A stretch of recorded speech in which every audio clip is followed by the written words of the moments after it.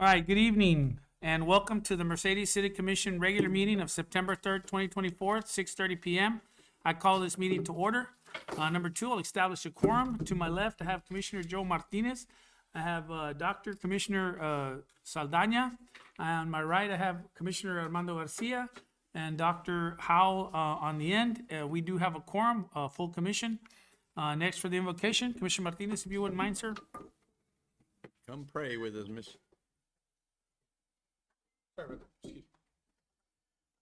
Heavenly Father, we thank you for this day, Lord God. We give you the honor and you the glory, Father. We ask that you instill your wisdom upon this council, Father. We make wise decisions, Lord God, that are beneficial for the public at large, Father. This we ask in the name of Jesus. Amen. Amen.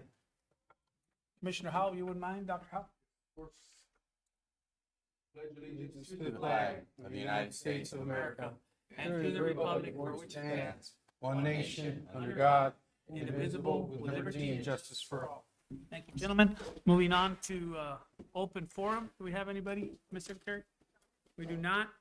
Moving on to presentations. We have a project, 6A, project update on 10th Street by SDI Engineering. Thank you, Mayor, Commissioners. Isael Posadas for the record with SDI Engineering. We're going to show you a quick update presentation from the last meeting. I think the last time we presented was probably July 2nd, if I recall. So the roadway project this is a big project. It's from 491 to Maryland, but there's only been a portion that's been completed, which is a section from 491 to Florida. So let me just go through that really briefly here. As you can see from the graphic, part of the scope of the work is, again, 491 to Florida, and then from Florida all the way out to Maryland. The original presentation that I had given the commission was that we were going to have Urban County work on the first segment, which is the one on the right from 491 to Florida. Unfortunately, because of time constraints, I think is it clicking?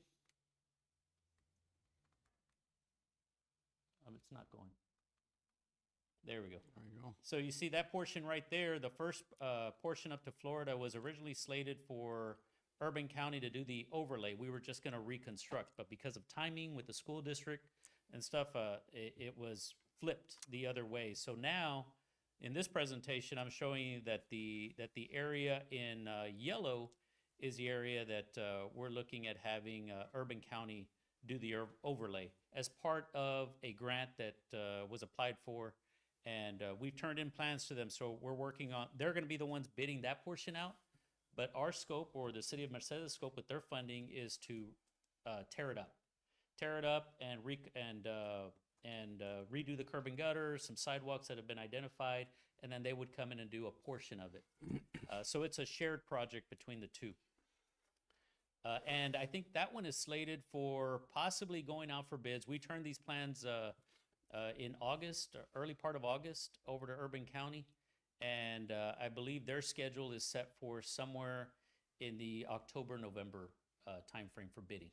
That's on their schedule, not ours. We don't even control any of the bidding. We just turn over the documents and then they take care of that schedule. We will be asking them for an update, though, as we get closer to that timeframe, so that we can time your work ahead of theirs. And you will let us know when that thing's getting ready to go out to bid? As soon as we do, because well before then, we have to have already done our part, which is bidding the rest of it. We've only done, like I said, 491 to Florida. We need to start before they do, go in there and do the reclaiming. Go in there, tear up the asphalt like we did in the first part, and recompact it, put it back down before they do their portion of the work, which is, like I said, let me go a little further, that area in the yellow for them. So we've still got a piece of the red that we haven't done, where we're going to completely reconstruct it and overlay, and they're going to do the yellow part, hopefully with the funding they're allocating to us, hopefully just putting that 2-inch layer of asphalt over the base material that we do. And for any of the work that's outstanding for us, we're going to go out for bids, competitive bids, correct? Those are the instructions I've received. Yes. To go out for bids, so put them out for public bids. So the Urban County part of this project is restricted to the overlay. Just overlay, correct. Everything else is on us. Everything else is on you. Okay. Just the area in yellow. Now, what we did for the area in yellow, just so you know, We only go about 2/3 of that yellow as a base bid and 1/3 of it as an alternate. They wanted us to do it that way because they want us to be very conservative. They're allocating, I think, $250,000. So we don't want to overextend ourselves, and then it comes in at 300,000. They got to go back and rebid. So we identified approximately around 220,000 in the first I'm sorry, 180,000 in one segment, and then the 70,000 in another one.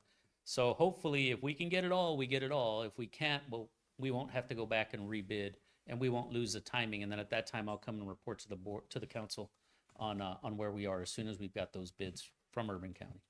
So we'll have a better plan as we get closer to their schedule on bidding. So, so the area in blue right here is what's already been completed as of August. I think school started August 14th, and they had it. The completed overlay was on August 12th. It was a very quick project. They also had to finish a water line prior to that before they went in there and did the overlay or the reconstruction. So when I reported to you, the other part I want to talk to you about is the funding part, the money. That's always, of course, an important topic. If you recall, like I said, the Urban County is $250,000. This is an entire estimate, $1.4 million, but $250,000 of it is a part that we're going to seek Urban County funding, the overlay portion. And then the other sections are, of course, you're paying, they don't have in their description of the work any of the engineering or anything outside the 250,000. So that's why you've got three circles, which is the engineering for both segments, the segment that they've got to bid out, the engineering for the segment that you're responsible for, and the construction of the segment you're responsible for. So the original estimate, this is the presentation I gave you back in July, was $1.2 million for your portion, $250,000 for theirs. The way it's come in because of this, the only thing we've bid out is that area right above the blue circle. Right above it, it's kind of outlined in black. That came in at 427,000. Yeah, 427,000. So giving you an update, Urban County remains at the same budget. The City of Mercedes portion, given that bid that we received and went out and installed, it goes up to $1,267,000. So we were about $48,000 over our estimate. That's close. That could be attributed to the fact that they were asked to do this in an expedited fashion. They were based on bids that were received through competitive RFPs that I think the council awarded, and even after that, there was some negotiation in the pricing of that work. So again, the estimate, we didn't control that one, by the way. That was already previously bid by the city, and all we did was work with the contractor that was selected on the pricing that was already previously submitted. So again, we're currently at 48,000 over the estimate. Hopefully with the other portion, the yellow and the rest of the area that we had, we'll be able to realize some savings. So our instructions are to go back and bid the rest of it. And now that it's a little larger piece, hopefully we get unit prices that are within, and we can maybe hopefully make up that 48,000 that we're in the red at this time, based on our estimate. And there were some questions about the testing. They did start in an expedited fashion. We were informed a little late about that, but we were able to get the testing lab out there. You see those red dots from 491 over to Florida. They did test the base, and all the test results came back passed. So there weren't any failures. Obviously, you go out there, they'll tell them right then and there, hey, your test passed or failed. You got to go back and recompact.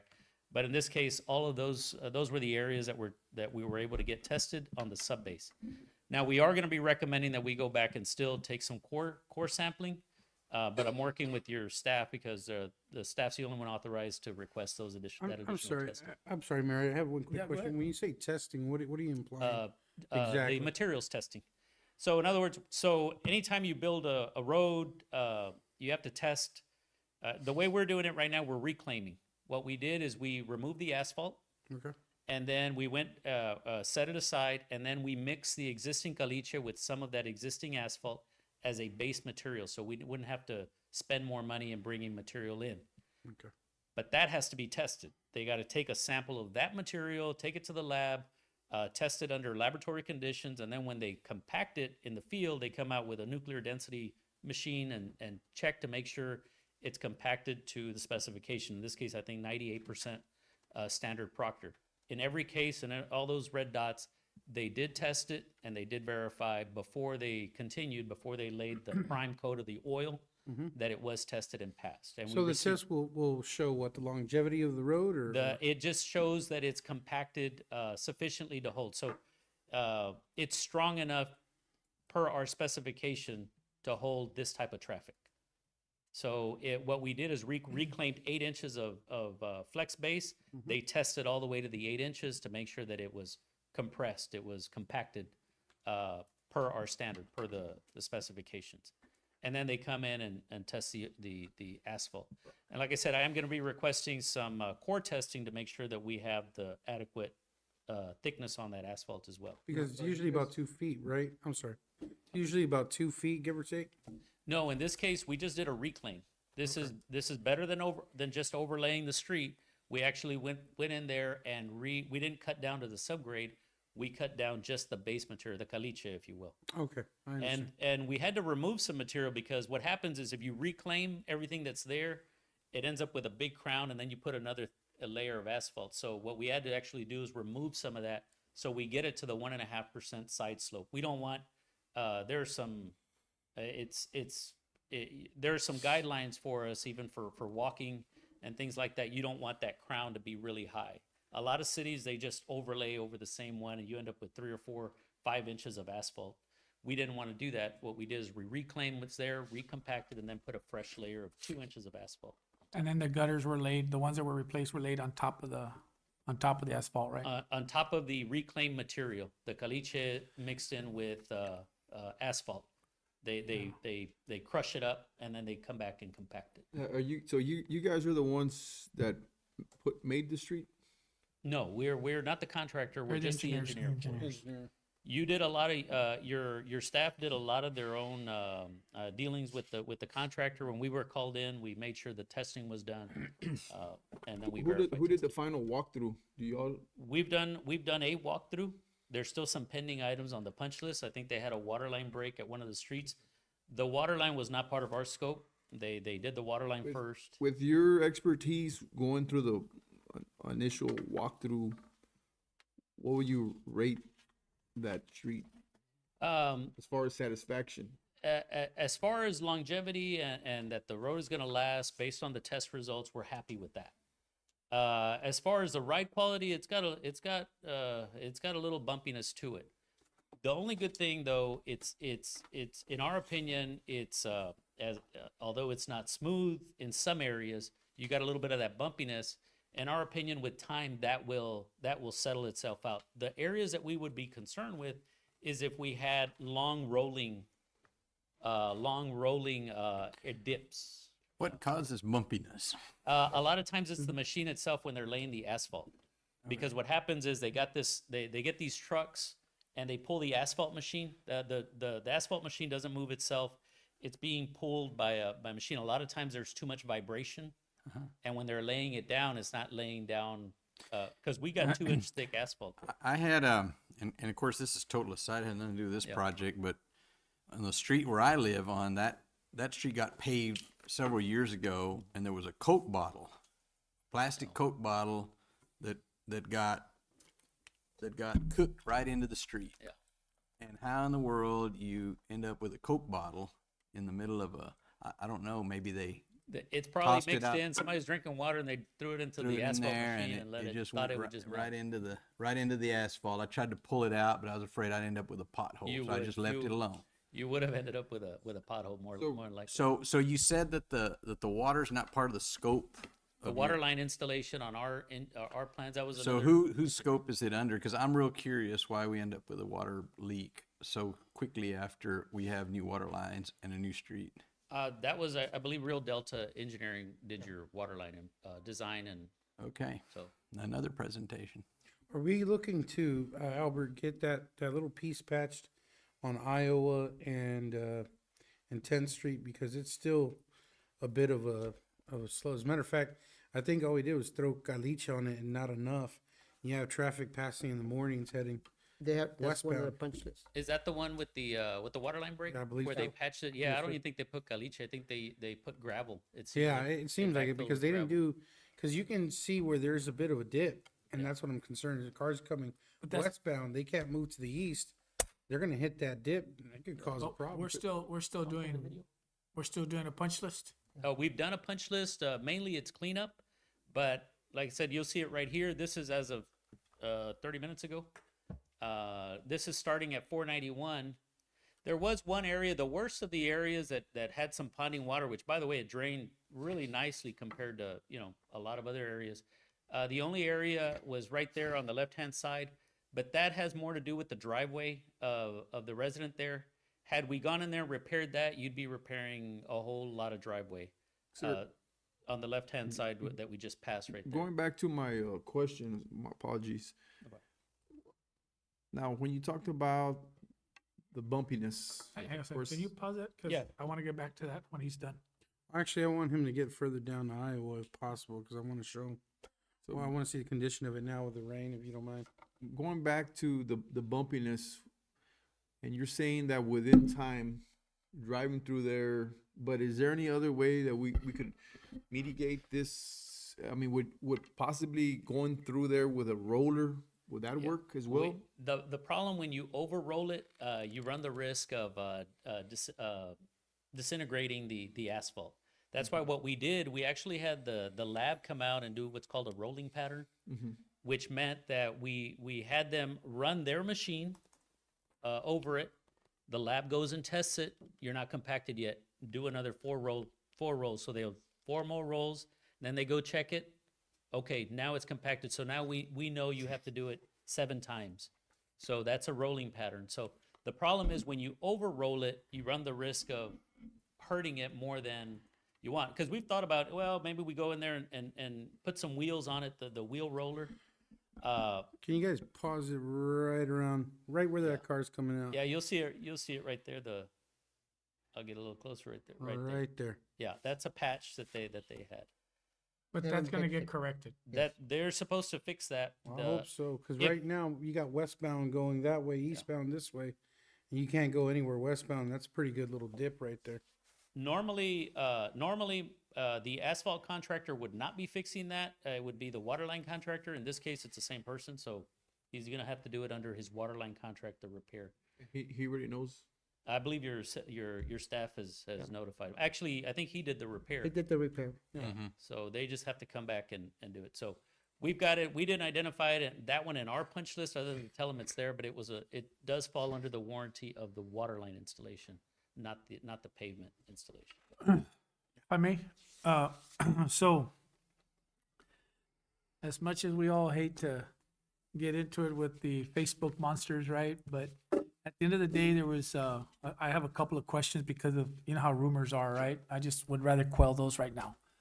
So one of the things is that what's going on here with the street in Mercedes is that it's uncommon and it only happened here. Is this fairly common that they have to go back and fix some of these things? Or is this an anomaly that happened just this one time? Like the waterline?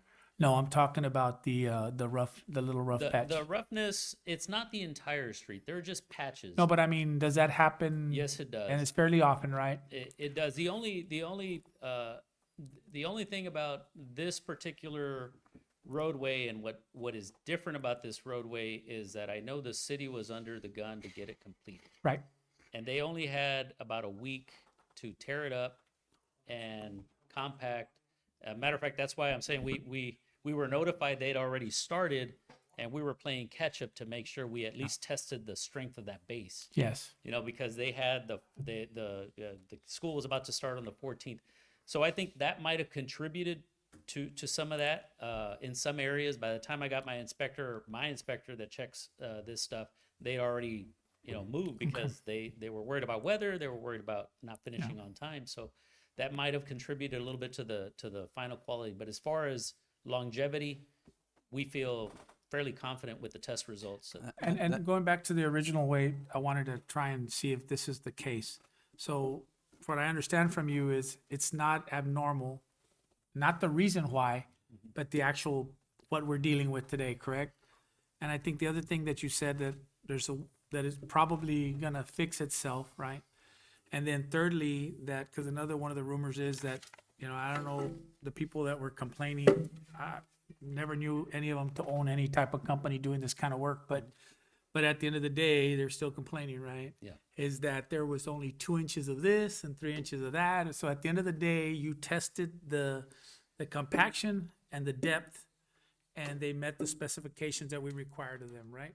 On the reclaim on the base, yes. Yes. The only thing that we have not tested, but because I've got kind of interesting that the testing lab, they don't have a contract with me, they have a contract with the city, so they've got to go through their Yeah. procurement and get a process, yeah. PO and things like that. So I can't just go ask them, hey, go test it. So we are going to identify the different locations to get them to give the city a proposal to go back and do what's called a core test. Yes. And when we do that core test, we'll know how much new asphalt they put in. There's no hiding it. If they didn't put, the Right, 2 inches, so we're gonna know. that's where I was headed, right? So at the end of the day, we still have one test withstanding, or one test that's still outstanding, Correct. right? Correct. And once we have those tests, then we're gonna know if the streets are done correctly, and if they're not, and that's the thing that also is common, that all these tests happen no matter what, right? And if it's not, then there's a process to make sure that you make them do it the right way, correct? Correct. That is correct. And we're not there yet. We are We're not at the there yet. testing phase, correct? We're at the testing phase for the core, which is the sampling of the asphalt itself. Right. How much asphalt? There's they're allowed in our specification, depending on the number of cores that we do, how much it can be. In some cases, instead of 2 inches, it could be 1.95 inches. Or a little over. I mean, there's some room for error in some of them, but there is a true methodology on how we test it and the specification they have to meet. And if they don't meet it, then at that point we start looking at options. Whether that means tearing out a segment, whether that means redoing, because we're certainly not going to recommend it be a bunch of patchwork at the end of the day. You're paying for quality. We expect quality. We want you guys as a paying customer to make sure you get what you're paying for. And that's the final part. The final part is, like I said earlier, if it's not done to the proper specifications, and this is not abnormal, that's where we come in and say, no, we're not accepting it. Here's our testing results, and this is what you're gonna have to do to make it right. That is correct. That is correct. And not to belabor the point, but what I've heard you say is everything below the asphalt, you stand behind that work. We are comfortable with the testing lab, who is a third-party independent. We don't tell them how to test it. We don't. Sure, but sure. Their results show that it passed, and that's why I wanted to show you the graphic of where they took the sampling. Right. I mean, they can't sample every 2 feet. Right. If they go 20 feet from here, it might have failed, but they do their best to pinpoint areas of concern. And you could see about 70% of it, there's a good sampling of that area. So we're comfortable with that. Now, the other thing is that those streets are made for car traffic and not 18-wheelers and all that stuff, right? That's another problem that we have with 10th Street. That is what we've observed, because you do end up having sometimes deliveries. The big thing, if you go further west, you're going to see some pretty torn up asphalt. But it's sometimes the city itself with the trash pickup. In some areas you have dumpsters, so you got the weight. I think we showed that in the last video, the area that the curb has to be redone. We're going to be recommending, obviously, for them to tear all that out and reset it. But yes, it is. We've observed, because I think with the high school there, you've got the equipment that brings in, I guess, for the band. Sometimes you'll get those 18-wheelers to come in with. What about school buses?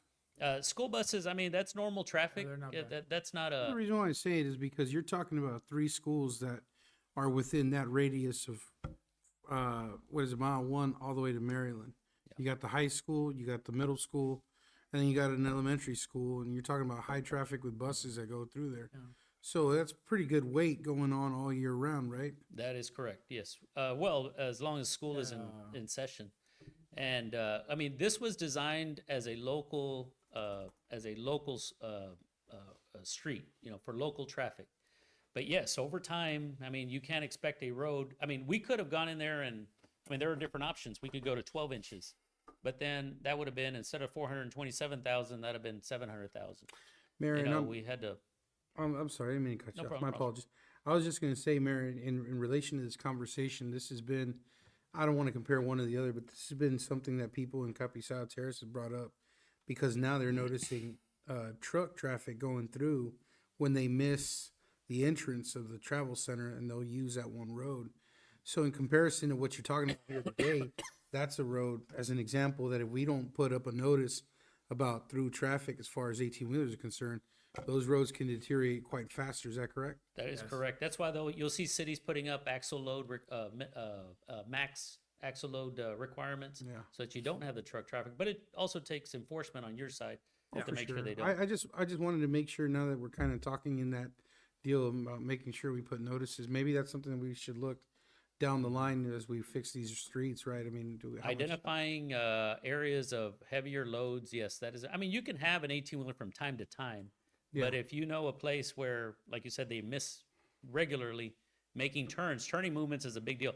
Usually, you know, if an 18-wheeler is going through there and without stopping, usually not a problem, but when it's a stop and go, turning, I Turning. mean, that or like really in some stresses. cases they live there, so they're parking there for. Yeah, that is definitely a problem, but it's not a problem just here. It's a problem in every Or they community. travel through there Yeah. during a rain event.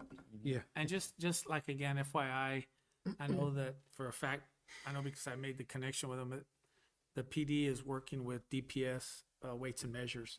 So they did an operation here. They gave a bunch of warnings. And so the idea is, and that's why I was asking them, because the idea is the testing, I mean, the what's capable of, like, for instance, the school buses, they don't cause the harm that the 18-wheelers will. And so we have to put that process in place. But we probably need the recommendations, or how does that work? Do you guys give us the recommendations of the road so that we can post, or how does that? I think for those items, I think you're working with your planning department to help identify the areas that are going to need where they see the traffic. Like for instance, areas that are commercial. I mean, those are a certain Yeah, type. they have to Areas be. that are residential, that's a different loading that would be What recommended. what is a street like this? I mean, you mentioned density and all that other kind of stuff, which doesn't have a whole lot of make a lot of sense to the average person that's not a civil engineer. But how much are these roads designed to hold? I mean, is there a range? And I know that a 18-wheeler or a school bus is gonna. I just looked it up. 12,000 to 36,000 pounds. I guess Well, when they're loaded, depending on how many kids are on it and what they had for lunch. I don't know, but buses are all different in their design and weight, and they're usually pretty. I mean, they're empty for the most part, that's except for right. little kids. It's not like a freight truck that's going. and through you've got there. them, and you've got the But- load distributed over the number of tires that they have on them as well. So Right, it's right. not just The school buses are actually, excuse me, but they're made to not tear up for residential. roads, for residential roads. But a road like that is designed for what? 15,000 pounds, 20,000 pounds. I can't tell you the actual load. I can just tell you right now. I can go back and I don't recall right now. But your regular everyday traffic, for instance, TxDOT roadways, highways, and things like that. Those ADTs, the average daily traffic, are fairly high. Those on average, you're looking at about 10 inches of subgrade, 12 inches of flex base, and 2 to 3 inches of asphalt. The asphalt is nothing more than a way to keep the water off the subgrade. The real strength is in the subgrade and the flex base. So in this case, we had 8 inches redone with a material that's not just caliche, it's caliche mixed with the rock that was in the asphalt milled in. That usually tends to be the equivalent of probably from 8 inches of regular caliche to about 10 inches of caliche. That's about the comparable because of the type of mix that they use. So this is a little stronger having reclaimed it. Now, we didn't go to the subgrade and go redo it, but that road's been there for a long time. That where confidence has been compacted over the years.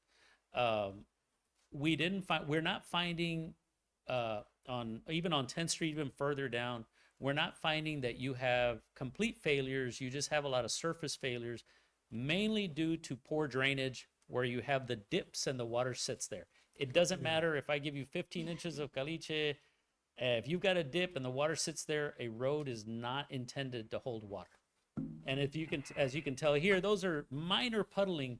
So your drainage, I don't know how much it rained here earlier today or last night, but it's fared well. I was not expecting it to be this dry when I drove in this evening. So it's far as drainage, you don't see the huge puddles in here. That is important in the life of any asphalt, any pavement. So the point I was trying to, and I thank you for the lesson, right? And it's always good for us to know that. I think the issue here is that when we're looking at streets, I think the most important thing about this is we're looking at 400,000 versus 700,000. And that 700,000 may be very necessary because if we're gonna block people from going there, we need to find alternate roads for them. We just can't say, hey, school, you can't have dump trucks coming through the school. So I think that's the biggest issue, that we need to have a plan for all of our streets. And, this is just a start. So I don't know, from my part, thank you for the explanation. I don't know if anybody else has any more questions. Commissioner, you got anything else?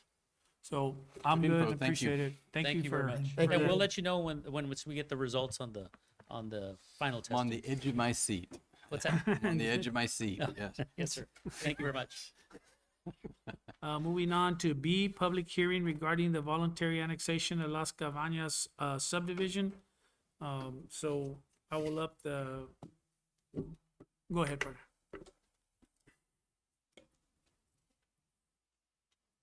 And do a presentation. We have planning out in Las Cabañas. What's a public All right, hearing? I'm just gonna open it up. Oh, okay. Do we have anything?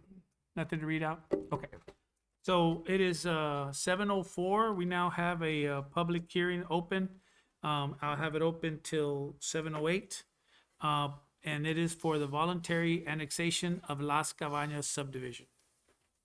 You have a physical location of Las Cabañas? That's up there, mile 9 and 2 west. And 2 west, I think.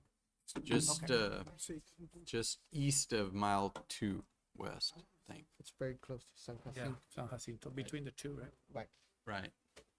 Right along that new drainage ditch that they built. right.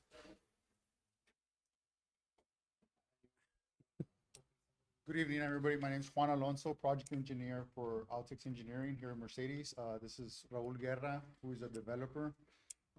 As mentioned, they're seeking voluntary annexation. Part of the property, which is 10 acres, is already under city. The remaining piece of land, which is about another 14, is what's out in the county. So we're looking to getting annexed. He plans on developing 70 plus single family residential lots out in that area, all in one phase. All in one phase, so that's pretty much where, as Dr. Salan was saying, that piece is out on east of mile 2 west along mile 9. Water provided by North Alamo. Alamo. Appreciate it. What, you. well, can we talk or Yeah, no? yeah. I never know. Give us a little rundown. I've heard a little bit about that, but what kind of homes and neighborhood are you all envisioning there? It's going to be a gated community, so we're looking at the nicer homes in that area. It's close to, the outlets and of course the Med High, SciTech. Okay, And now that new in West up of 1015, there's that new Industrial park. industrial park. So we're Correct. looking to attract people from from those areas and obviously Mercedes and West. are you all developing and then selling, or are you marketing the homes yourselves? I think it's gonna be a little bit of both. Little So, bit of both, I okay. am a builder as well, so I'll probably build them, some of them, and sell the rest. Okay. And I have a business partner as well that probably will do the same. We'll probably develop, sell about 75%, maybe build into it. And we are able to provide the services that they need out there. Is that correct? So, part of the plan is, the San Jacinto project also, which is right next to them. So we'll have to be there anyway. Okay. So, What's the average cost of a home? Type of home, as far as the average Probably price? 250. 250, 300 maybe. Yeah, 250, 300. So between 250 and 300? 2,000 square foot homes and up, or? Right, something like that, yes. 2,000, 2,500. HOAs, I'm assuming with a gated Yeah. community. I mean, okay. You don't have to go live there, Joe. Well, you know, HOAs and we don't get along well. what's your timetable once you get the green light for everything? Started, right? I mean, Yeah. Pretty much, yeah. Go ahead, we're gonna. Y'all got shovels in the back of your truck. You ready to go? Pretty much. Mayor, I think we're done. 30 seconds left here. But no action has to be taken, right? I mean, it's No. just a public hearing. I'm gonna close it. Okay. So, I just wanted to say, thank you for, I didn't realize until I became mayor how hard annexation was for people and why, but, we know that in order for y'all to do that, it took a certain amount of confidence in us, and I just wanted to thank you for that confidence.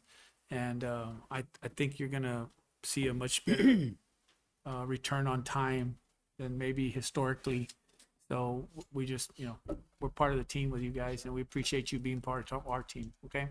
So I now close the hearing, and thank you so much for your presentation. Thank you, guys. Appreciate it.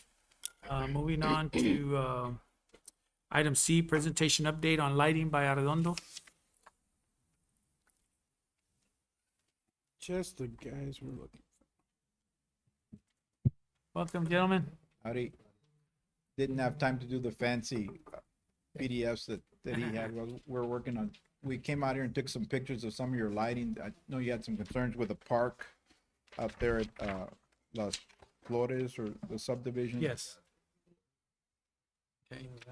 Yeah, well, I got a few myself that I was asking these guys, but thankfully you're here because I think Albert tired of us asking him questions.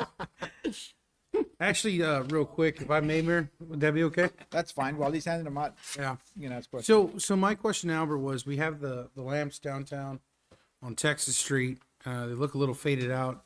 I think Westaco has the same lamps, I believe, on South Texas. And I think they just put in some LEDs and it's illuminating a little bit better than the bulb that we have right now. So I was just curious if that's something that we could take a look at, just to illuminate all of Texas Street, because those lamps go from the highway all the way south to about. Yes, and when Alberto asked me to look into that, I got with AP.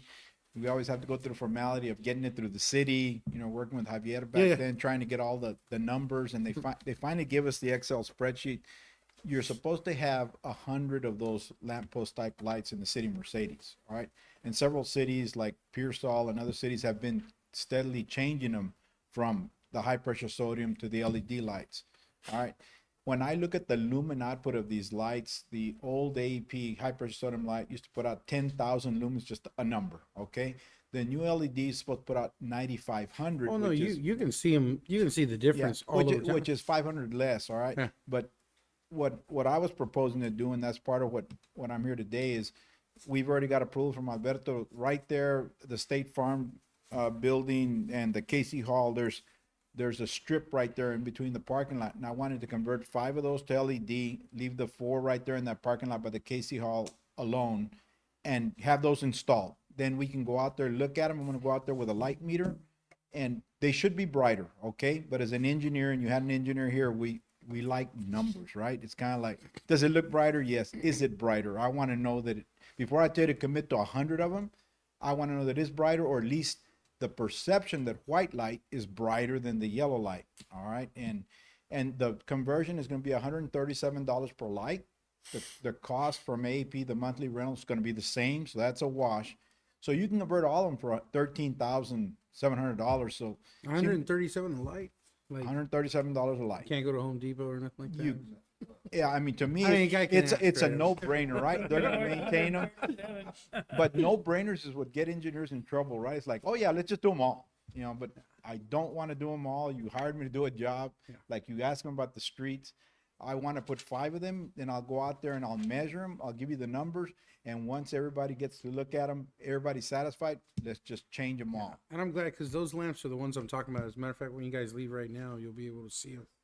That's How- correct. You're how right. dim That- they look, you That's know? why I picked them nice and Not the close. street lamp, but the lamp right now. Yeah. Yes, and I went and tried to get the AP numbers, and only one of them had it. But I'm gonna use this drawing here. That's the little circle right there that shows the location, and I'm gonna tell them these are the ones that I want. These 5, starting off at 804, heading into the State Farm parking lot toward KC Hall. So that's the first part. The other one is y'all had some concerns about a park out there that you wanted to do lighting. I did little blue circles on there, one at each corner of that park. You have existing street lights right there. They look small. I didn't even have a highlighter. I did this driving down, so it's kind of raining a little bit. So I said, I got it done. But there's 3 existing AP street lights there. All right, so I'll be able to give them those numbers and tell them I want a floodlight pointing back toward the park from all 3. It's a triangle, so all 3 corners. AP only makes now a 46,000 lumen LED floodlight. But again, the LEDs are kind of like spot floods, so they put a lot more light than the old AP lights. So we'll put those 3 up. Shouldn't be any aid to construction because they're already on existing poles. Should be able to get them up pretty quick. Then we can look at the lighting it put on that park. And if you don't like it, we can always add additional poles, but then it's going to be additional cost to the city. So we're going to do quickly and as cleanly as we can. Could I I, thought this was not possible. I thought we had talked about this and it couldn't be done, or did I misunderstand? No, we were told there was no light poles out there. But it was Commission, dim poles is what it was. But there was? Street lights, there's street light Street poles, lights. but they're wood poles. They're And, old and street AP light. will allow you to put a floodlight on the back of a street light pole. Okay, so then there is poles. facing That's away right. from. But if we have to do any more than that, you're gonna have to trench and run all your own circuits. Because there's to no the lights in the pole. park itself, right? There's no lights pointing into the park itself. That's correct. The street lights are pointing into the street, facing away from the park. So, Mr. Arredondo, are you also going to do that for the rest of our parks? That's what I was gonna get to next, okay? Javiera's gone now. We still have. I'm sorry, sir. I'm Go for it, pedaling go. as fast as I can, but so these are poles without lights. They're street lights. It's like, They're facing the street, so we're gonna retrofit those with lights that'll face the park. think of a pole like this, and it's got a Okay. street light going this way. Yeah, yeah, On well, the I backside, understand we're what you're gonna saying, mount- but- On the backside, we're gonna mount the floodlight pointing into the park. Okay, the last I heard is that the lights in this park were not gonna be possible, so. Will those floodlights illuminate the park well enough? We're gonna put up the brightest LED street light that AAP offers, and we'll see what the park looks like, all right? Okay. If I were your old AP engineer still working for them under the old days, I would put 3 1,000 watt high pressure sodium lights, like those real bright ones that you see in parking lots, and point them in. But the biggest they gave me is, and those give 150,000 lumens of light. These will only give 46,000, but again, think of it like the new LED lights are like laser pointers. They put a lot of light in the direction they're going compared to the old lights that just kind of spray all over the place. So we'll put those lights up and we'll see what it looks like. And if we need to run and put additional poles to light it up better, we can look at that. I Okay? think the original statement was there was no lights in the park. In the park, So But I think engineers that- being what they are, found a solution for no lights in the park. you got a big old pole, just put one on the I other think- side. I think people- Ex-AEP engineer, I used to do things like this all the Yeah, time. right now, it's a I have security. I have a couple of questions. I don't know. I think who- Commissioner Martinez was Well, next. I was and just I'll going get to to say, you. I had seen the new LED right? And so basically, in comparison to the old light just kind of illuminates right there in that one little area. The LED tends to open up a little bit more, so you get more coverage for that area. Is that correct? Other way around. The LEDs shoot light further and more precise on a spot. Okay. Think of a whole bunch of little mini lasers pointing at one place, where the other one is just a bulb and it just puts out light in a whole 180-degree pattern. It's just because what I noticed on one of the streets where my mother-in-law lives, it's more illuminated than it ever was before compared to the old bulb.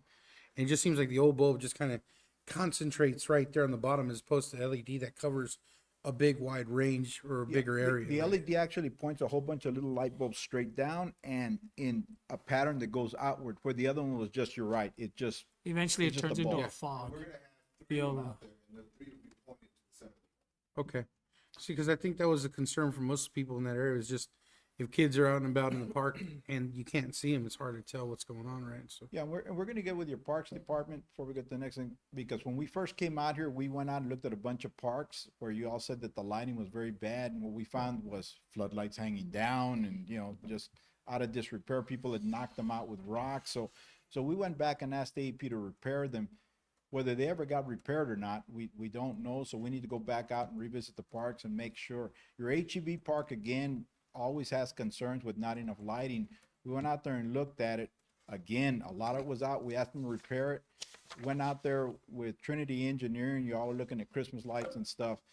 And he handed me a PDF drawing where we drove out the park that whole day, and I came up with a plan to do additional floodlights out there. But I was waiting for Trinity Engineering to send me the PDF so I can actually put them on a drawing to send them to AP and say, this is where we want the floodlight. But I've yet to receive an email back from them or anything. So I'm gonna get with your parks and see if we can push that along, because we're already getting real close to Christmas and I still don't have something to draw on. I have my rough drawing, but it's just a rough drawing, a field So drawing. who's the holdup? Is it us or is it Trinity or? Well, I personally called Trinity and I couldn't get through to them to get to the engineer that we spoke to that day. They said we had to talk to the city, and then we talked to Javier, and then it never gelled out, and now Javier's gone, so we just need to make a new push and So Any contact. we have a new parks director. We'll introduce him later, but so you can meet him before you leave. okay. So he should be focused on parks. Yeah, cause that's what we need to do out there. And then we had some other questions. Commissioner Howell, go ahead. Yes, so last time we spoke or you were here, this conversation here went 360 degrees. Last time we spoke, one of my concerns and comments was obviously the 10th Street. And obviously that's being addressed, but the comment was that if you let the light burn out, AEP will do it for free. And that's kind of not what we wanted. We were like, okay, well, what would it cost to do the whole street? So I'm glad now we're at this point where you're gonna put a couple lights so we can see that. I wish we could maybe see a sample or something here on video as well, but I guess we'll wait till we go out there. My other second concern, when we're dealing with the parks, not only the trails would be good for illumination, but the basketball courts, that's been an issue. You go out there, The ones at the park, right? yes, the ones in the park. That's correct. So those are super dark, and we there's always kids playing I out actually there. have additional poles in the plan. When I went out there with Trinity, I drew where I wanted additional lights to be put right around that because I looked out there and every light's pointing in the wrong direction for that basketball court. I mean, it didn't make any sense, but again, Well, I who think knows the who put 'em up. wattage, I think the wattage, in my opinion, I think I'm not a light expert or an engineer, but I just feel like the wattage is just weak on those lamps. Of course, they're older. I feel something newer, brighter could do the trick, but I'll leave that to you guys, the experts. And along with the 10th Street and the trails and the basketball courts, I don't know if you guys have noticed underneath the bridge, like when the expressway, those little areas are kind of like dark as well. I don't know if you guys are in charge of those lights. They're like those text dot.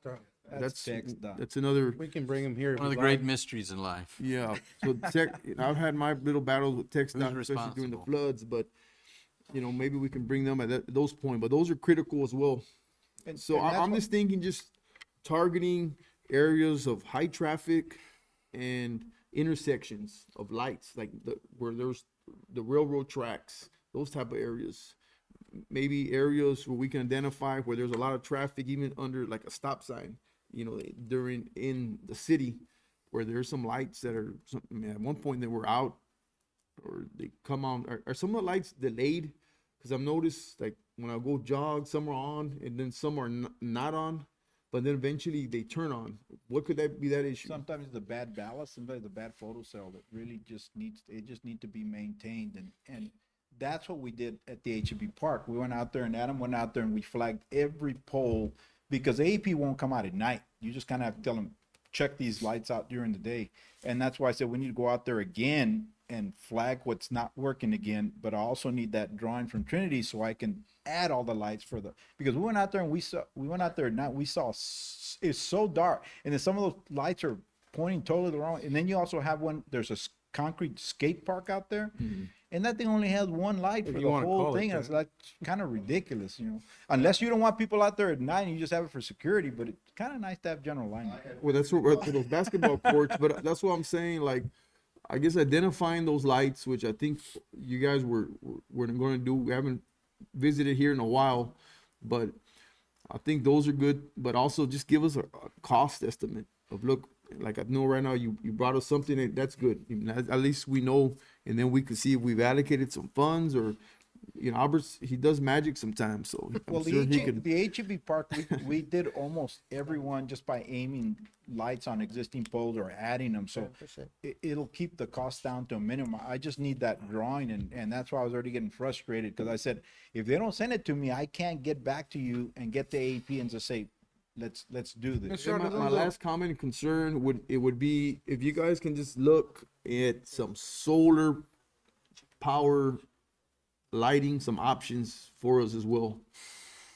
There is a company out of Edinburgh that actually for like about $3,500 a pole will put a solar panel light anywhere you want. You don't have to connect to AEP. So that will be an option, but first, let's see how much we can get out of let's see what we AEP at can the get lowest for free possible cost. first, yeah. And then Yeah, sure. I'm always gonna try and, you know, I work for Alberto. We're gonna save every dollar we can before we You say he's spend a one. tightwad? We agree. Mayor, I got, Oh, hang on a second. He's been trying to say something Well, for I a was gonna while. say, Go I ahead. have visited every park 3 times a night. I have marked every pole that's out. And I shared that with the last person that was in charge of that. Now that I know this person, I will make sure if I have to take him out at night with me, because they have to, I mark them. I think it'll be a good idea. Just I take mean, them I have out. been and- out there and I marked them, even when I talked about, when Mr. Martinez brought it up last year, I physically went out there and did it. Oh, is he I on can- salary? It's part of the, I can mark them, but the thing is, wherever I Exempt. approach with that, they only have so many weeks to go out there, because you know what, kids are gonna see something, they're gonna take it off. You know, so if I have to get with this gentleman, I'll do it. perfect. And I'll go out there again, and I'll visit every park at night, and I'll mark them. look, I guess, you know, for my 2 cents of it all, guys, is like, especially in relation to the dome, we had a vandalism last summer. That was really unfortunate, and it really caused a real headache for the city and the people that use the facility. And one of the biggest complaints that we get about that area has been the lack of lighting. And we're working on that, you know, that's quite the improvement. I think that the parks is where a lot of kids tend to go in the summer and kind of just hang out. And I right? was gonna light up that whole trail on that drawing. When I But- went out there, I came up with a plan to light up the. But entire- here's my put lights question to on you, top of the- and I want to ask you this. Hold on. Em. I want to ask you because you're the expert of this. I saw the new trail that Precinct 1 put up, right over there coming on Westgate. They have solar lights all along the path. But I've been told by quote unquote experts that the problem with those lights is they're not always accurate. And number 2, when that cell goes out, it's going to cost a boatload of money, for lack of a better word, to replace that cell.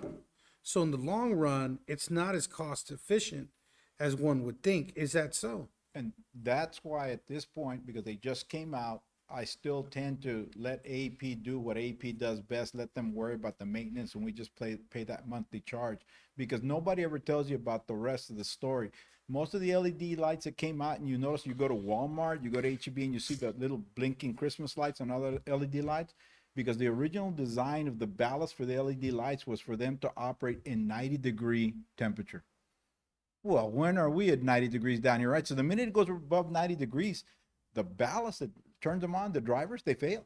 So now they're redesigning them to 125 degrees, which I think is, when you get inside an enclosure, who knows how hot that ballast gets Yeah, down here for with sure. 100-degree To me- weather. And- But I and always that like was- to wait till it works or doesn't work. And before and we that was spend. my concern, because obviously the county probably has a little bit of a better budget to replace those lights as opposed to us, right?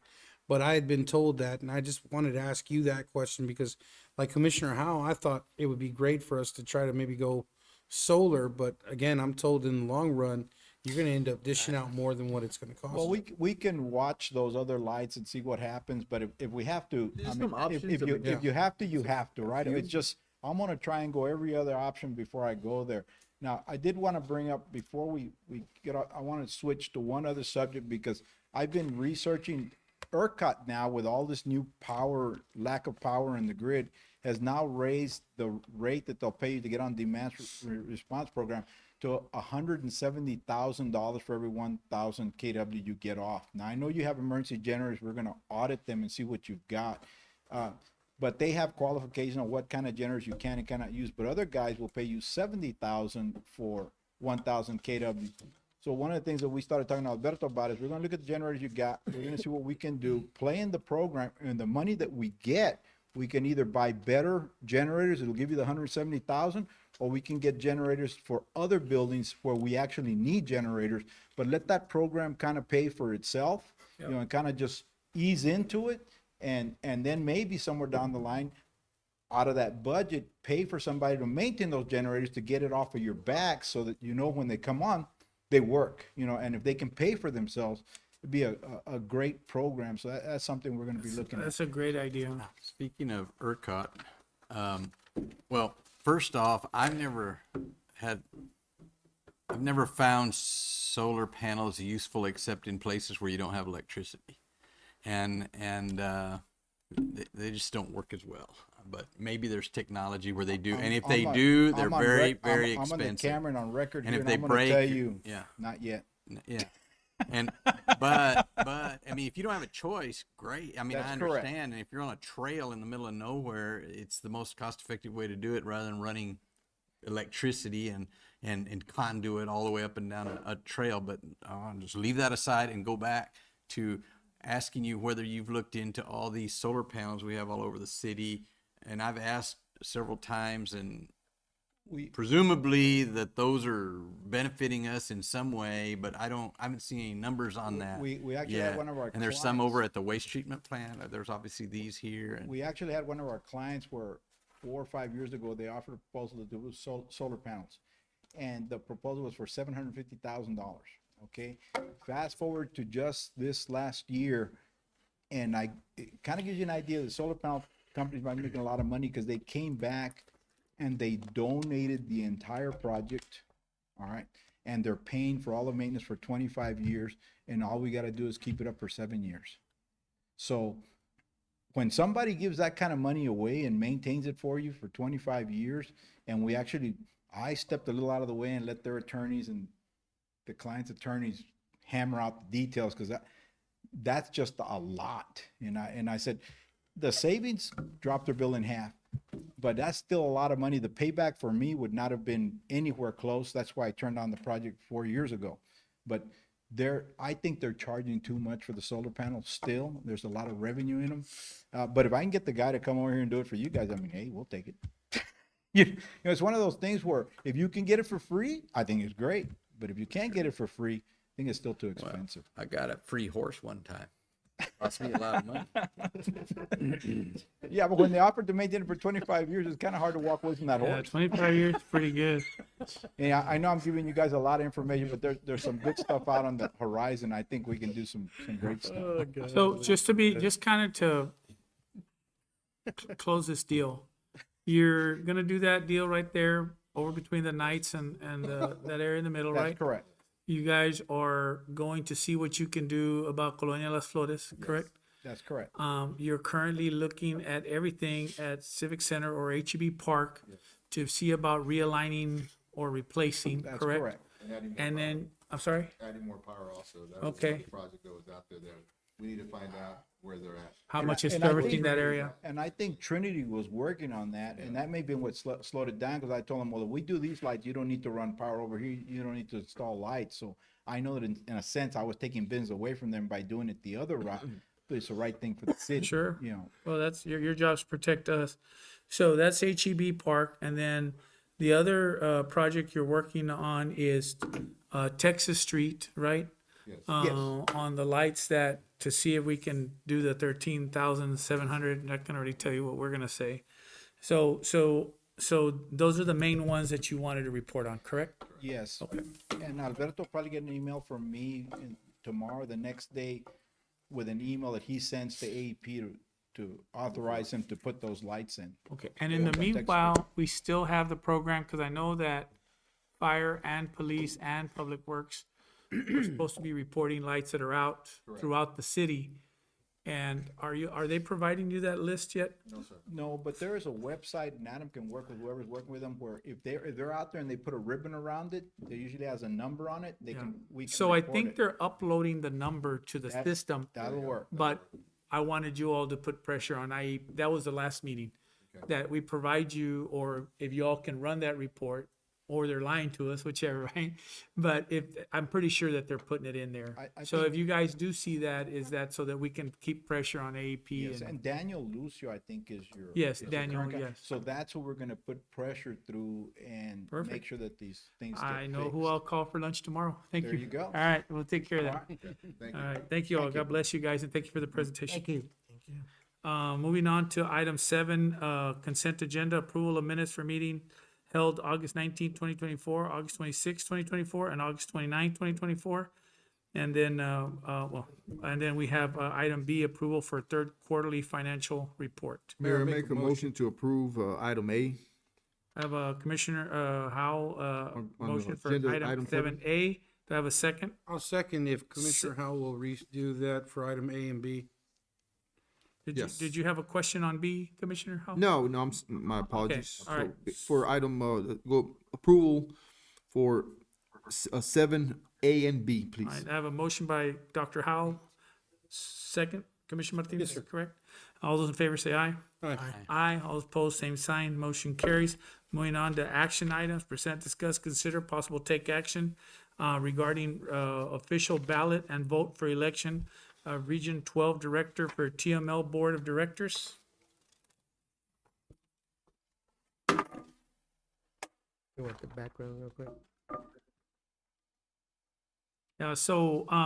Basically, and I'll read this out for the background. Previously, elections for regional director were held at regional meetings, but after changes to the TML constitution we approved last year, the elections are now administered by TML centrally.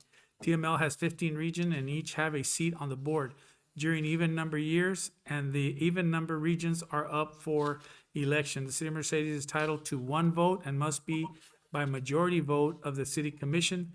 The director serves 2-year terms beginning October 11, 2024 through November 13, 2026. And just so you all know, this is it's a benefit that we now have our own representatives as opposed to the way it was elected before.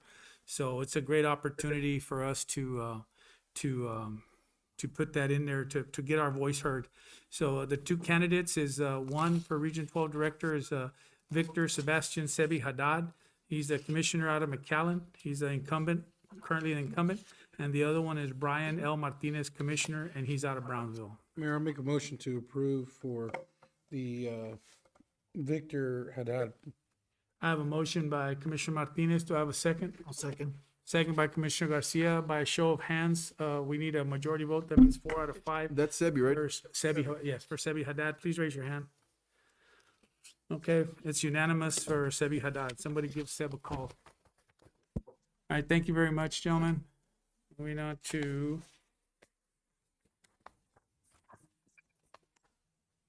Third Street. item B, approval of conversion of 300 block of Third Street from Ohio Avenue to Tex Avenue to a one-way street. Praise God. Mayor, City Manager Commission. Only took 7 years. Remember, Melissa? We're there, man. Go ahead, partner. So one of the things is obviously the conversion of Third Street on a one-way from east to west. We've been monitoring traffic there for quite some time already, and traffic there is just, it gets very congested, you know, of the business because of the businesses there and whatnot. Sometimes people park on the wrong way, And there's a lot of, not only that, but you have a lot of pedestrians walking there also in the area because of the, I guess the same businesses there.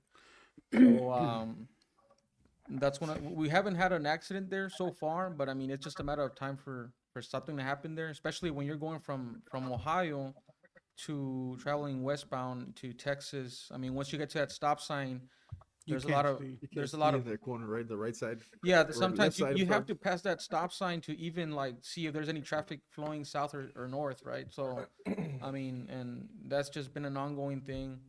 And I think that by fixing that, by converting the street into a one-way from east to west, I think that's gonna alleviate that. Mayor, Honorable Commission, I'll make a motion to approve. I have a motion, Commissioner Howell, do I have a second? Second. Second And by I have a Commissioner question. Saldana.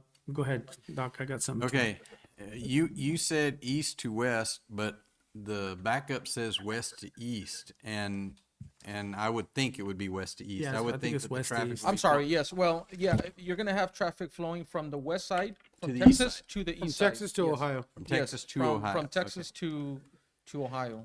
Are we gonna mark the streets for parking as well? Well, Because that- that was that- another thing, because people just park Yes. everywhere. That's one of the things that we would like for to designate maybe like the white lines to Yes. to let people know where to park. And also kind of to monitor if if it goes into effect, once it does, we would like to monitor that area because you're gonna have people at first that they're not gonna know about it, right? They're still gonna continue going the wrong way. So They we're know gonna a have line on the to street. we're gonna have to have officers there constantly monitoring the area to educate the citizens and let them know, hey, it's now a one-way street. Mayor, I have a question, and Go ahead. and here's my concern with this. My concern with this is that we tried to do this one way with the street right over there where the in between the convenience store and Subway, and it only worked for a certain amount of time before we just trashed it and said, all right, two-way traffic. What are we going to do about enforcement? As far as enforcing this, are we going to give it enough time for citizens to understand? Are we going to just straight issue the tickets? Or are we going to educate? What are we going to do to put it out? I think that we can start educating the people first, and showing some police presence there, monitoring the area, maybe pulling over some vehicles that are going the wrong way, and we don't have to issue a citation right there and then. We can educate the people, let them know, hey, you know what? This is just a one-way road now, just for next time you're around, it's gonna be a warning or whatnot.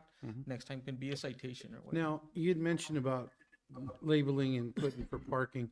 Is there a possibility that parking, at least along that street, may be like, maybe, now that we mark it, could you say that we may lose a few parking spots here No, or you're there? gonna gain parking space. Oh, and You're here- actually gonna gain because you have people that park there just on the side of the road. Some of Yeah. them, some people park like like 3, 4 deep. No, no. yes. And here's the So- reason why, because we have that parking lot right there behind that little area that I believe belongs to the city. And it's in pretty bad shape. And you can't even see the stripes on there as far as the parking is concerned. So we're gonna force people to use that parking spot. That means that now we're gonna have to invest in maybe upkeeping that parking lot, maybe restriping that parking lot, putting signs now, because we're gonna have to let traffic know that when you exit the parking lot, you can't go right anymore, because now you gotta go left towards Ohio, right? Because some people exit out of the alleyway, if you know where I'm talking about. Yeah, there's actually, I think there's because I've been there, to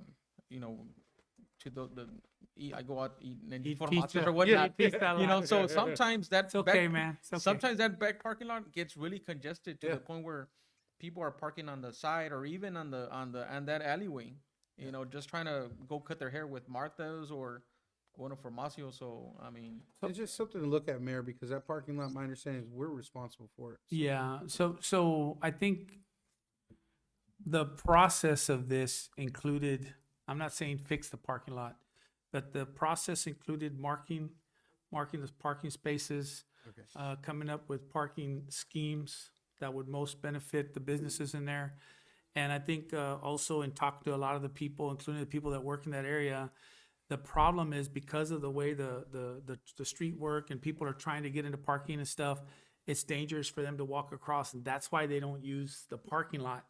So I think if we put some controlling factors, including arrows, you can have an entry through there. I'm not telling you what to do. I'm just giving you as an example, right?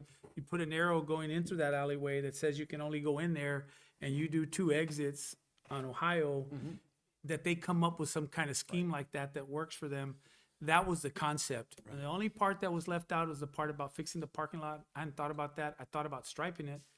But the idea was to let that area flow and create more parking. And for a little history for the people who may not know what was going on there.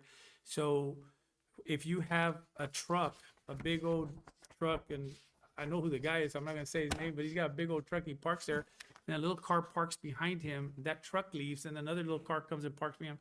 There's an entire space that's left over, and so now nobody can park there. And that's kind of repeats itself all aside on both sides of the street. So we're trying to stop that. Maybe even some angle parking, right, is being looked at to see if they can fit more. So I think what they want to know is about one way, and then you guys are going to come up with a traffic scheme of some sort, right? Yes. For the area. How soon do you want to implement this? I'm sorry. I mean, if we don't have a specific date as to when to, but I mean, as soon as possible, that will be great because Right now is the I know- busiest time because of all the school teachers and everything. One other thing I wanted to throw into the conversation, and one of it was answered, because I wanted to know whether the striping of the street was going to be included, and I hope it is, because if not, we lose a huge opportunity. Be And a big mistake not this to. is mostly a safety issue, but also an issue of efficient, the efficient parking of cars and that. And the other thing I'll throw in there is some of those businesses cater to customers that are in and out kind of customers. And so the suggestion was made by some of the businesses, for instance, the dry cleaners and even Formacios. Some Formacios customers go in, pick up a pizza and leave. And other customers park and stay and have lunch or dinner. So the suggestion was made that there be at least 2 or 3 parking spaces designated for 15 minutes. Yeah. So that people that come and go can park there, run in, get their pizza and get out, or go in and get their dry cleaning and go out, and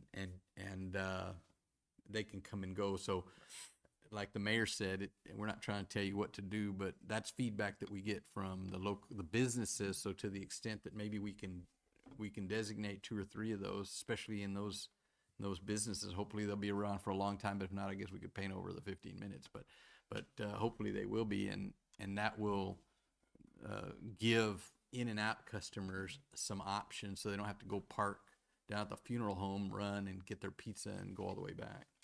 I think just doing the one way in, 2 way out, I don't know how it's going to alleviate a lot of problems. So I Yes. think we just need to get you guys the reins here and get it done, hopefully. So And one more thing. Yeah. One of the other requests that I'd made was for the speed limit change on Mile 2 West on the other side of the drainage ditch to Mile 8. So is that on the? That's gonna be on on the next, radar somewhere? That's something that actually the chief had brought up, and I think that's gonna go on the next agenda. Beautiful. Okay. And I know we've been working on that. To see if we can make some adjustments there on the traffic with Right. the speed zone. It's just 2 signs, 40 going north and 30 coming Yeah, south. and actually, we've been monitoring that area with police units, marked police units, and with unmarked units to see how fast people are traveling and going there. And yeah, it's something that needs to be changed. I guess it needs to be fixed. To some extent. Right. Yeah. So So some that's- are going way too fast, but that's a Yeah, different story. that's something that's going to be in the And- next. And then the third thing is we had also brought up, or at least the chief had, the issue of traffic control or something that can be done. It's not going to be by us because it's a state highway over by Harrell and 491 North. And I really didn't understand, and sometimes I don't listen too well, but I know that's a state highway and there are rules about where you can put in, what all the constraints are that the state has about where you can put in a crosswalk and sidewalks and lights and slow down and all that. But we had a lot of cars going really, really fast down Harrell, and we've had accidents there. And I look over here at Hinojosa, by what I keep calling Triple H, and there are crosswalks and sidewalks and lights there and crossing guards that the school provides to get the kids across the street and headed safely over to the elementary there. So I don't know what needs to happen, but I'd like to see some effort made with TxDOT, because it's their thing, not ours, to see what needs to be done so that we can slow traffic down at Harrell. Do whatever we need to do. I don't know what needs to be So done, but I need to kind of rein this back into we got to vote on the yes, 300 yes. block. But if you can put those two items, Definitely, yes. I For know next one. that's another one that Yeah. we've been talking about Okay. as well. yeah, we can right, discuss it. sorry about when we that. put it. That's all right. So, I have a motion, a second on item B on 3rd Street and Texas, Ohio, turning into a one-way street. All those in favor say aye. Aye. Aye. All those opposed, same sign. Motion carries. Thank you, LT. Appreciate you. Moving on to C, approval Development Corporation Mercedes budget for FY 24-25.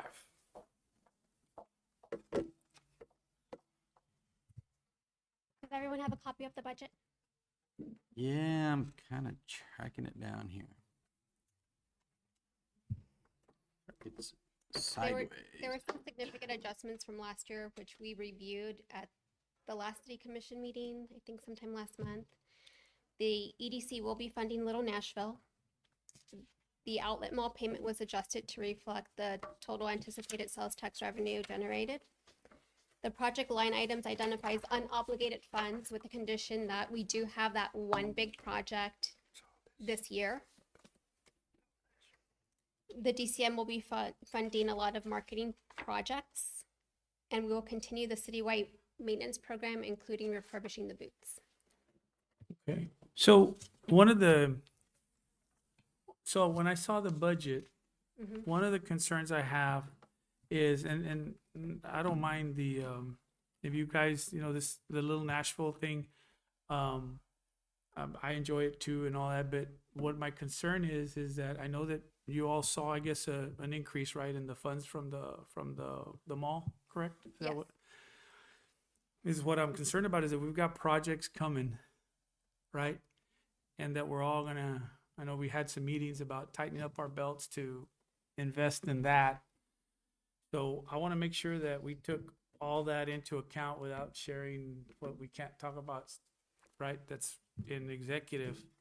But that was a concern to me, and I haven't had a chance to discuss that with anybody, minus the city manager, and mainly because I wanted to see if I was seeing the same thing. And then without looking at the income, I just looked at that some of it had changed, right, to more money. And that's what started my concern. That's what I was talking to the The commission. increase in the sales tax revenue, so the outlet mall is projecting a 3% increase this coming year, so that's reflected on the revenue side. Right. So we accounted for that. Yeah, no, I saw that. That's why I'm saying that's a good benefit. My question is, are we prepared for the Enough. future projects financially? Because just a month ago, and we're doing, just FYI, we're doing the same thing over here, right? So I just want to make sure, and I think part of the guidance is, I think we were all in agreement, us and the EDC, about Little Nashville. Again, I enjoyed it also, but at the time it was a lot of money, and then just, the people showing up started to decline. At least when I was talking to some of the vendors. So I want to make sure that we're doing the right thing here financially, when we know that we're going to have to come up with some monies for some of the future projects. That was my concern. Trying to target is, are you putting reserves or cash aside? Yes, there's about $350,000. How much more are you Today. putting in this year? Like, how Yeah, much are you 350 is growing? the normal amount that you all How put, much are right? you growing that every year? No, I mean, we're not obligated by law to have a reserve account. So we're just supposed to have a balanced budget. So this budget is balanced. Moving forward, next year, we will have $350,000 to carry over, maybe more. We are looking at going out for some debt. So we might consider that. This is a working budget, so at any point in time, we could adjust it. usually we do a huge adjustment after we receive our December numbers for the outlet mall, and that's in February. Usually that number is more positive than we anticipated, so, you know, we get more money. But if the reverse happens, we're just gonna adjust appropriately. But I think what he's trying to allude to is not so much that you start putting reserves and hoarding money, it's preparing for big projects. Yeah. Yes, we have 350 and then the debt. So the debt that you're going to resolve, right? Yeah, because at the end of the day, like, I get the whole idea of putting money within your budget in case you need it later, right? I'm not against that. But when you have programmed stuff, and I hate to pick on Little Nashville, but that's what mostly comes in my head, right? That's not a possible, that's locked in money that's gonna get spent. And the other stuff, I'm assuming that the other stuff, when you say adjustment, like if at the end of the, like, let's say something comes up, oh, I don't know, February-ish, right? Well, and all of a sudden they need whatever, we need $500,000 to finish a project. That we're not all scrambling, looking in our budget, looking in your budget, looking at the future when we could have had reserves. I know the law doesn't require a reserve, but if you know you're buying a new car next year, you might want to start to see if you can make that payment this year so that there's already some in there so that when it comes, it's a little easier on you. That's all I'm saying about that. The following fiscal year, so not this one that we're entering, the following one, we would have paid off debt, so we would have paid off the outlet mall debt, which is about $550,000 a year. We would have paid off our bond debt, which is about $300,000 a year, and we would have paid off our loan from the governor's office. But we're going out again, no? We may, but that's all freed up money. That's almost $800,000 for not next fiscal year, but the other following. Right. I just, like I said, I, for my part, I don't know if the commission has anything else, but for my part, I just want to be real clear on record that I don't want to be stuck next year where, oh, hey, city, we need you to put in, when we could have saved it this year, put it in there and used it. And there is That's what my another concern is. large project in the That I know, pipeline that is yes. moving faster than anticipated, so. Yeah, that's why I'm saying sometimes it's best to hold on to a little something. And, you know, but anyway, anybody else? Okay. I saw that there was 708,000 carryover from the prior year. I guess that's unspent money. Correct. Is that what you would characterize as reserves? No, reserves is everything in our project line item that's unobligated, so that's not itemized within the budget. So right Okay. now, technically, our reserve is over $1 million. And the 708? 1.3 million, Okay, so that's cash on hand that's unobligated. correct. That's the 700,000 plus your Plus projected more, yeah. 300,000. No, 1.3 total. That's inclusive of the 700. That 700,000 is just in our Texas class investment account, it's earning a little bit of interest. I see. In a separate fund. Correct, But it's still money that's accessible to y'all if a big project. correct. Right. Okay. Okie dokie. Yeah, I just have a quick comment as mine. I'm all for the business and I'm all for the marketing. Trying to save some of these monies. Obviously, we did a lot of cutbacks being on the marketing committee. We did some cutbacks and we freed up some money for bigger projects. I'm always concerned about projections. When we project and foresee certain money coming in, it's almost like counting our chickens before the eggs hatch. So and I understand what Mayor's saying, and as far as here with the commission, the EDC, we're foreseeing some big projects. We just want to make sure that there's funding that we're going to be able to help these projects move along forward. Anybody else? When you mentioned adjustments in the budget, do those come to us or what is the process for that when budget amendments? Because I know that's a normal. Well, anytime the budget changes, so any expenditure over $50,000, it comes to the city commission, so Okay. those are mainly discussed in executive session. Or if it's spent on a transaction, right? Like if we have a project, you all sign off on it and then we sign off on it. Yes, correct. Yeah, that's the only reason that the budget would change. The budget is adjusted once or twice a year, but those are just minor decrease, just to decrease, increase, but Yeah, the regular course of business. Mm-hmm. Yeah. So I just want to make sure, and all of this, Melissa, is, and I want to be real clear to the board that the same thing I'm saying to you is what I've said to Albert, okay? Just so you know, is that we need to start talking about every project from scratching our head and saying, that's a good idea, all the way to fruition. Mm-hmm. Because what happens is, if we find out about it halfway through, and it's almost like, no, I don't even want to use the word competition, but it's like one of these things that we're kind of working separately, I think. So my wife said I can't use us as an example anymore, so I'm gonna have to find something else, okay? But let's say hypothetically there's this couple and they both got their own checkbooks in the same account, right? This is not my family, I'm just saying. And it was a long, long time ago. It's a friend. See, it's a friend, okay? I'm talking for a friend. And now they're both planning on what's in that same account. It wasn't a recipe for disaster when we didn't have any projects. Yeah. But now that there is projects, we could potentially We need really back us up into a We need wall. to focus. Yeah. So that's kind of more than anything what I, and I'll express to the board myself, this has nothing to do, the board decides that they want to do Little Nashville, whatever. What the point I'm trying to make is that when we do this, we need to all, and you heard us earlier, you were here. Well, it's not just Little Nashville, it's lights, it's streets, it's, I mean, that poor guy with the engineering guy that was there, he gave us a whole lesson on how a street gets compacted, right? Because the further down we get, the more successful we're getting, the more we have to tighten up. And so anyway, I just want to make sure that I and hopefully that's the message that we all get from this. That when I say together, I mean glued at the hip together.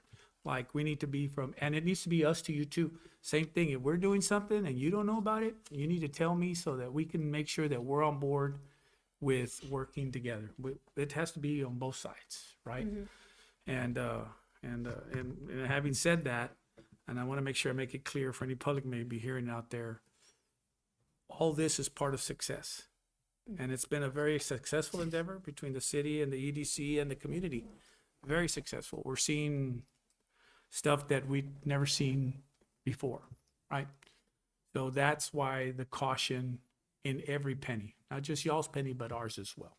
Is that pretty clear, you think? Anybody else got anything? And this is your final budget? Final. Final. Mayor, Honorable Commission, I make a motion to approve. I have a motion by Commissioner Howell. Do I have a second? Second. Second by Commissioner Garcia. All those in favor say aye. Aye. Aye. All those opposed, same sign. Motion carries. Thank you, Melissa. Appreciate you. you. Melissa.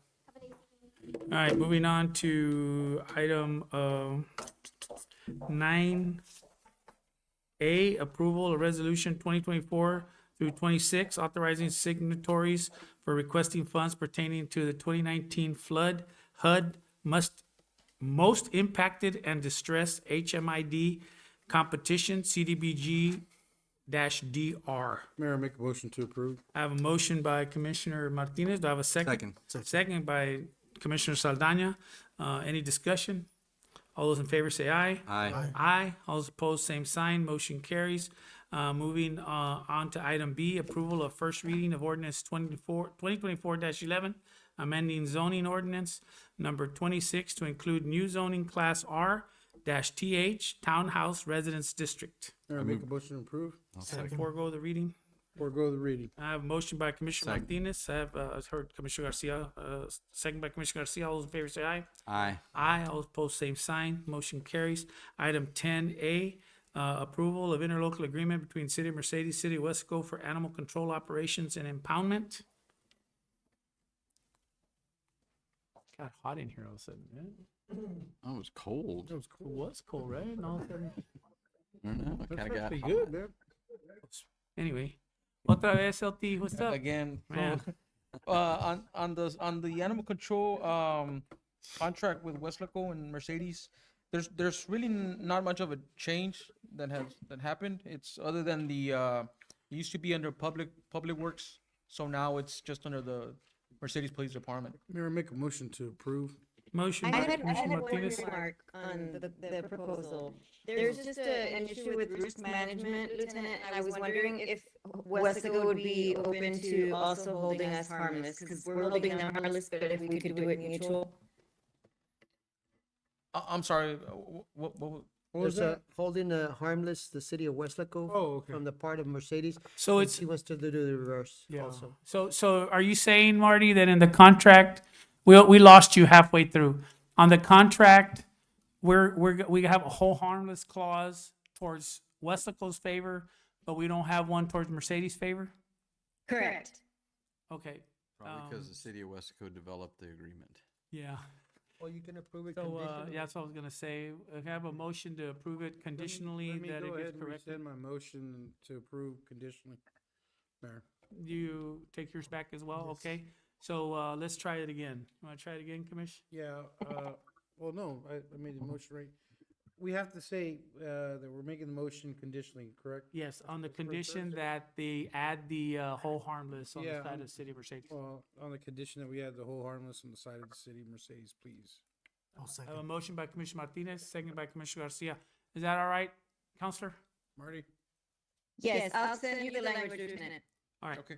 All those in favor say aye. Aye. I had a quick Aye. question. Oh, go ahead. Yeah. So what was have we had a feasibility or a cost analysis study on this? Last time and I'll be honest, I didn't approve of it just because I know we need it, but I'm just tired of the expense.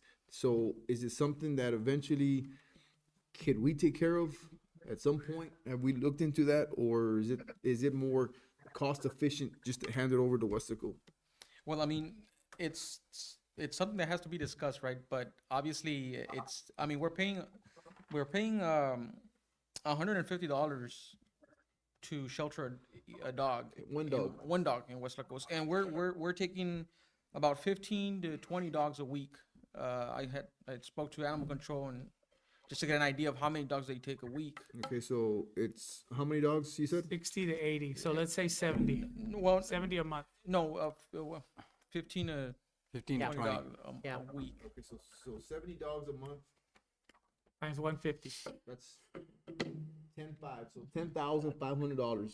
Now, take away from what you'd have to pay staff and overhead and building costs and food costs and lighting and. So why don't we do, we'll put together a proposal, but keep in mind, it's not just the staffing. You're gonna have to operate it 24/7, and the food and all that. So we can put together a plan. What would it take for us to build a space for them? And staffing, what that would be required to maintain it 24/7. That way we can just have some comparables. That way if somebody approaches us, or, I've all been curious about it because I know back in the day, we used to have it. So this way we know right off the blank that we've done the cost analysis and it's cheaper. And it's something we got to do. I understand. We have Yes, sir. dogs all over the place, but just don't wanna I mean, turn at this into point, I just Harlem, want to right? see, is it, is it feasible for us to just let Wesco have it, or us maybe yeah. sourcing it out, or us taking care of it? So I can tell you from a cost analysis, because the county looked at it, it is cheaper for us to take it to Westlaco. However, I'm with you on that's a lot of money. So the problem still relates back to, we have too many feral animals in Mercedes. They need a program. We might, if we want to invest money to save money, is go Education. back to the clinics of spade and neutering dogs and get aggressive with what we're doing. I think we need to see if the numbers are going down at all. I know that there's a lot less of them on the streets than there were Oh, a yeah, year and a half definitely. ago, There's been a big and we're decrease. still picking up 70. So that just tells you how many dogs there were. So if we spade and neuter and we look at it long term, so I would say while you're looking at it, obviously the commissioner would like to see it, and I'm with Albert, we should look at a cost analysis of doing our own. Also, cost analysis, which you already have pretty much, of what it's costing today, and then what the impact would be if we aggressively started to, and I think we're already doing part of it. The fact that we're picking up so many animals means that we're aggressively enforcing our new policy, right? Or our new city ordinance. But I think if we implement spade and neutering to these systems, and try to do clinics out there for the dogs and get aggressive like that, I think that we can meet somewhere in the middle and it starts saving us money. But we have to look at the entire aspect of it, and I relate back to the Harlingen Humane Society because they were the cream of the creme, and they closed their door Yeah, because they could not afford it. You're right, it's a 24/7, 365-day gig. and when you go no kill, Regulated facility. yeah, when you go no kill, not making a political statement, neither for nor against, okay? But when you do that, you increase to a point to, that's what happened to Harlingen. Perfect example. It's what happened to us at the Edinburgh. So that's why we have to aggressively seek something to slow down the population so that our cost goes down. Because So- overall, I mean, that costs us, 126,000 annually. 126,000 annually. So I'm with you, Mayor. I'm with you, Commission. I would just like something on paper, just so we can have some documentation, just an analysis, and say, look, here you go, apples with apples. You know what? This is why we do it this way. And some goal setting, like for instance, you know what, we're gonna do spayed and neutered, and we're gonna send out flyers, and we're gonna send out stuff on 311 or whatever, and whatever that thing's called, send out messaging to everybody, say we're gonna do a clinic in November, and please, bring your dogs, blah, blah, blah. Maybe even, who knows, maybe even offer a $5 incentive to do it instead of charging them, whatever. It would be a smaller investment than the $120,000 that'll pay off more in the long run. So That's not- just some food for thought. And that's not even to open up the conversation about cats and kangaroos and everything else. Well, the that we- spade and neuter would be able to do, you're absolutely right. We currently don't pick up cats because we can't take them anywhere, right? But if we spay and neuter, then we can control the cat population, which is getting completely, now that there's less dogs, I have cats all over the place when I walk outside. So, Well, and the one thing that we haven't given them credit, I don't know if they're tracking it yet, but they are getting some of these animals adopted. yes, that's Yeah, been they're awesome, doing a man. very doing good that job. a lot. The guys are doing a Great great idea. job. That was, no, yeah. And they look like pros out there too. Yeah, please understand, we're not, again, you cut your yard, all of a sudden you see things wrong with your house, you gotta go spray wash your house, right? It's the same thing here. You guys are doing a good job, so you're creating a problem here. Your good job, your guys' good job has just increased our budget. That's why you're getting the attention you're getting, so. I'm just seeing that money, but I do like it for the education. But for me, I'm seeing it where, you know what, that's money that can be going in your pocket, in your pocket, in your pocket. That's another percent or two, Albert, maybe we can get at some point. But Sir, again, you were mad because we were at 7 and instead I'll of say, hey, 6. you surprised me. Hey, you got 7%, I appreciate it. 8%. Point So, taken. So I didn't get to finish. All those in favor say aye. Aye. All those opposed, same sign. Motion carries. Moving on to approval of memorandum of understanding for San Jacinto subdivision number 15. Mayor, make a motion to approve. I have a motion by Commissioner Martinez. Do I have a second? Second. Second by Commissioner Saldana. Any discussion? All those in favor say aye. Aye. Aye. All those opposed, same sign. Motion carries. Moving on to item 9A, approval of resolution 2024-26, authorizing signatories for requesting funds pertaining, oh, wait a minute, I'm sorry, Yeah, my we already bad, did my that. bad. Yeah, Yep. we're in Yeah, executive. we already did that. Moving on to item 11, executive session. Item 11A, discuss this any city longer, manager it needs to regarding be- personal matters. Mayor, Honorable E, Commission, I make a consultation motion with to attorney go into regarding executive. update on litigation. We need- Item C, consultation with attorney regarding contracts. I have a motion by Dr. Howell. Do I have a second? Second. Second by Commissioner Saldana. All those in favor say aye. Aye. Aye. All opposed, same sign. Motion carries. It is 8:10. We are now in executive session.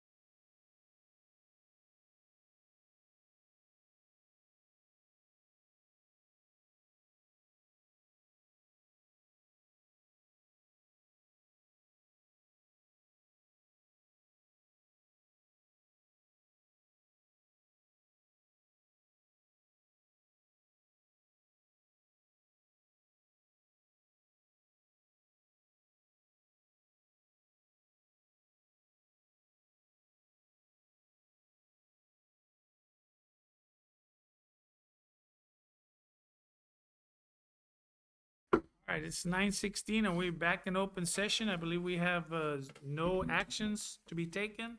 Item 13, adjournment. Motion to adjourn, Mayor. Motion by Commissioner Martinez. Do I have a second? Second. Second by Commissioner Garcia. All those in favor say aye. Aye. Aye. All those opposed, same sign. Motion carries. 9:16 PM and we are adjourned. God bless and go Tigers. Tigers. Mercedes.